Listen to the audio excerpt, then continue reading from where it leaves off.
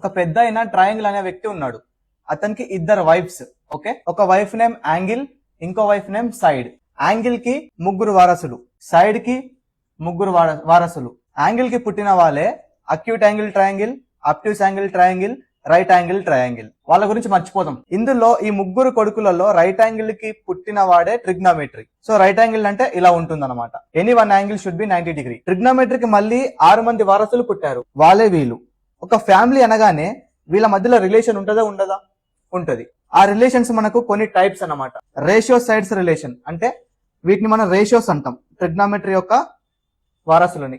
Sides అంటే వీళ్ళ తాతయ్య యొక్క సైడ్స్ అంటే right angle triangle. Ratio relationship అంటే వీళ్ళ మధ్యలో ఉండే రిలేషన్స్. రేషియోకి సైడ్స్ కి రిలేషన్ చూద్దాము. సైన్ థీటా అంటే opposite side by hypotenuse side. Opposite side అంటే ఇది, హైపోటెన్యూస్ సైడ్ అంటే ఇది, యాంగిల్ ఇక్కడ ఉన్నప్పుడు. అదే విధంగా మిగతా 5 కూడా మీరు రీల్ సేవ్ చేసి పెట్టుకోండి, రాసుకోండి. రేషియో రిలేషన్ ఏంటంటే వీటి మధ్యలో ఉండే రిలేషన్. సైన్ థీటా అంటే 1 by cosec theta, cos theta అంటే 1 by sec theta, tan theta అంటే equal to 1 by cot theta. And అదే విధంగా ఇక్కడ కొసెక్ థీటా అంటే దీనికి రివర్స్ ఉంటుంది. ఓకే, అంటే రెసిప్రోకల్.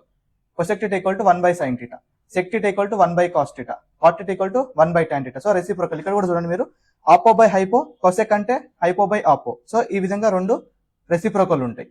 ఈ 3 relations important. Sine square theta plus cos square theta equal to 1 and remaining కూడా ఈక్వల్ టు 1. ఇంకా ఈ 2 కూడా important. Tan theta equal to sine theta by cos theta. Cot theta అంటే టాన్ కి reverse ఉంటుంది కాబట్టి దీన్ని రివర్స్ చేయండి, cos theta by sine theta. ఈ రీల్ మీకు నచ్చినట్లయితే ఒక లైక్ కొట్టండి. ట్రిగ్నోమెట్రీ అంటే భయం ఉన్న వాళ్ళకు ఈ రీల్ షేర్ చేయండి.